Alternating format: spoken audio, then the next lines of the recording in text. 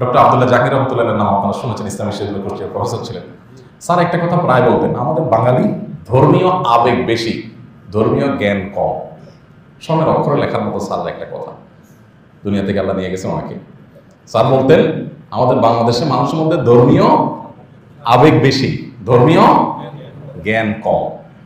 আবেগ বেশি, জ্ঞান কম, এটাতে কি হবে জানেন?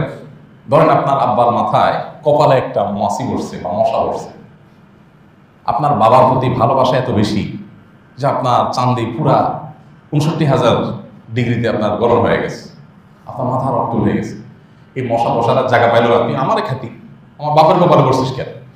এই জন্য আপনি জিদ করে চিন্তা করলেন হাত দিয়ে মারলে আর কতটাই ব্যথা পাবে ও, বাইরে যাওয়ার সম্পর্কে একটা কুড়াল নিয়ে আসছে, তোর আজকে ২ টুকরা করবো বেটা, তোর সাহস কত, আমার বাপের কপালে পড়ছস, আমি বাপরে কত ভালোবাসি তুই জানো? এবার বিসমিল্লাহ আল্লাহু আকবার বলে মারছে কুড়াল। আবেগের কোনো অভাব আছে? এই ভদ্রলোক তার বাবার প্রতি আবেগের কোনো ঘাটতি আছে? কিসের ঘাটতি? জ্ঞানের ঘাটতি। যখন মানুষের আবেগ বেশি হয় আর জ্ঞান কম থাকে, ভালো উদ্দেশ্যে খারাপ কাজ করে। ভালো উদ্দেশ্যে, ধর্মীয় ব্যাপারেও আমরা ইসলামের নামে অনেক সময় আবেগ বেশি আছে, ইসলামের জ্ঞান নাই, এমন কাজ করে বসি যে লাভের চাইতে আরো ক্ষতি বেশি হয়। এখন মনে করেন আল্লাহর ঘরে আসছি, জুমার দিনে আসছি, হুজুরকে খুব ভালোবাসি, আল্লাহরে খুব ভালোবাসি, মসজিদে আসছি, একেবারে সামনের কাতার নামাজ পড়লে সওয়াব বেশি হয়, এই জন্য আমি সিঁড়ির জায়গাটা বন্ধ করে রাস্তা করবো। আবেগ আছে, জ্ঞান নাই, সওয়াব হবে না গুনাহ হবে? গুনাহ হবে। আমি এরকম 10টা এক্সাম্পল দিতে পারবো যে আমাদের আবেগ আছে, জ্ঞান নাই, সওয়াব হয় না গুনাহ হয়। হজের প্রথম ফ্লাইট চলে গেছে বাংলাদেশে, মক্কাতে আলহামদুলিল্লাহ বাংলাদেশ থেকে। তো আবেগের কথা যেহেতু আসছে, একটা ঘটনা মনে পড়লো হজের। ডক্টর আব্দুল্লাহ জাকির রহমতুল্লাহর আরেকটা গল্প। স্যার একবার হাজিদেরকে ট্রেনিং দিচ্ছিলেন, প্রশিক্ষণ দিচ্ছিলেন। তো প্রশিক্ষণ দিতে গিয়ে বলছেন যে আমরা যখন এহরামের নিয়ত করে ফেলবো, ওমরার নিয়ত করে ফেলবো, হজের নিয়ত করে ফেলবো, এহরাম বেঁধে ফেলবো, তখন কিন্তু আর মাথা ঢাকা যাবে না। একদম সমস্ত কার্যক্রম শেষ করে হালাল হওয়ার আগ পর্যন্ত এহরামের খোলা, মানে মাথা চুল চাষার আগ পর্যন্ত আমরা আর এগুলো মাথা ঢাকতে পারবো না, মাথা খোলা রাখতে পারবো। তো একজন মুরব্বী চাচা উনি দাঁড়ায় উঠে বলতেছেন যে বাবাজি টুপি পরতে পারবো না? তো বলে না চাচা, টুপি পরা যাবে না। বলে একটা কথা বললেন আপনি, আপনাকে কি পড়াইছে করোনা দিস? উনি ইসলাম বিশ্ববিদ্যালয় কুষ্টিয়ার আল হাদিসের প্রফেসর, ওনাকে বলতেছে আপনার ইসলাম কে শিখাইছে? গ্রামের চাচা আর কি, জানে না এই লোক প্রফেসর ইউনিভার্সিটি। তো বলেছে আপনাকে ইসলাম কে শিখাইছে বাবা? টুপি ছাড়া কেমনে হজ হয়? নামাজি হয় না, আপনার হজ কেমনে হয়? জীবনে টুপি ছাড়া এক ওয়াক্ত নামাজ পড়ি নাই, টুপি ছাড়া কখনো থাকি নাই, আর এত টাকা খরচ করতে হজ করতে যাবো, আর আপনি বলছেন টুপি ছাড়া থাকতে হবে? কে বলছে আপনার সমস্ত? আমি টুপি মাথায় দেবো? পরে স্যার বলতেছেন যে বাবাজি আপনি টুপি যদি মাথায় দেন ইচ্ছাকৃত, তাহলে কিন্তু দম দিতে হবে। দম,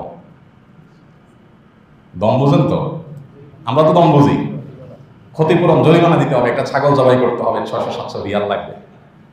তো চাচা তো দম বোঝে না, যখন বলছে দম দিতে হবে, চাচা বলছে দম 10টা এখনো দিয়ে দিলাম, 10টা দম এখন দিয়ে দিচ্ছি, তাও তুমি করবো। তাহলে চাচার ধর্মীয় আবেগ আছে কি নাই? জ্ঞান নেই। ভাইরা আমার, আমাদের পরতে পরতে জীবনের প্রতিটা পদক্ষেপে দেখবেন আপনি, বিশ্বাস করুন, ডানে বামে তাকান আপনি দেখবেন ধর্মীয় আবেগের কোনো অভাব নাই, জ্ঞানের অভাব। ধরেন আমাকে কোনো হুজুর গালিগালাজ করলো, এবার আমার ভক্তরা ওই হুজুরের 14 গোষ্ঠী ধরে বিসমিল্লাহ আল্লাহু আকবার বলে শুরু করে দেয় গালিগালাজ করা। আবেগ আছে কি নাই? জ্ঞান নাই। আল্লাহ সুবহানাহু ওয়া তাআলা কোরআনে কারীমে বলেছেন ওয়ালা তাসুবুল্লাযীনা ইয়াদউনা মিন দুনিল্লাহ ফায়াসুবুল্লাহা আদওয়ান বিগাইরি ইলম। আল্লাহ ছাড়া অন্য কারোর ইবাদত করে, শিরিক করে আল্লাহর সাথে, তোমরা তাদেরকে কটু কথা গালি দিও না। দিলে কি হবে? ও তো জ্ঞান নাই, সে না জেনে তোমার আল্লাহকে গালি দিবে, তো তুমি সে কাজ করো না। এখন আমরা প্রায় সময় দেখা যায় আবেগের বশবর্তী হয়ে এমন এমন কাজ করি যে আমাদের আমল নষ্ট হয়ে যায়। ধরেন একজন মানুষ তিনি অন্যায় করেছেন, তো আপনি তার প্রোফাইলে ফেসবুকে গিয়া একেবারে সুন্দর করে গালি দিলেন। আমি দেখি অনেকে ধর্মীয় কারণে গালি দেয়, আল্লাহরে খুশি করার জন্য গালি দেয়। আপনাদের চোখে পড়ে এগুলা? শুধু পড়ে না, পুরো সোশ্যাল মিডিয়া বোঝায় এগুলো, বোঝাই। একজন মানুষকে একটা বাজে কথা বললেন, কটু কথা বললেন, খারাপ কথা বললেন, আল্লাহ তাআলা বলেছেন ওয়ালা তানাবাজু বিল আলকাব, কাউকে মন্দ নামে ডাকিও না, কারণ নামকে বিকৃত করবে না। এখন একটা লোক যত খারাপ হোক, তার নামকে আপনি ব্যঙ্গ করে বিকৃতি করে তাকে আপনি বললেন, সওয়াব হবে না গুনাহ হবে? যত খারাপ হোক তার সমালোচনা করেন, যৌক্তিকভাবে সমালোচনা করেন পারলে, কিন্তু আপনি কি করছেন? তার নিয়ে গালিগালাজ করছেন।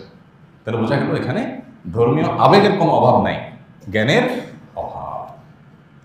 তো ডক্টর আব্দুল্লাহ জাহির রহমতুল্লাহ আলাই এই সমাজের মানুষের রোগ ধরতে পারতেন, আল্লাহর বান্দা সমাজের মানুষের রোগ ধরতে পারতেন। এই জন্য এক শব্দে আমাদের এই বাংলাদেশে মানুষের ধর্মীয় রোগ স্যার নির্ণয় করে দিয়েছেন যে আমাদের সমস্যা হলো ধর্মীয় জ্ঞান নাই, আবেগটা অনেক বেশি। এই সস্তা আবেগ দিয়ে আল্লাহর কাছে জান্নাত পাওয়া যাবে না। আমাদেরকে জ্ঞান এবং আবেগ দুইটার মধ্যে সমন্বয় সাধন করতে হবে। আল্লাহ তাআলা আমাদেরকে আমল করার তৌফিক দান করুন।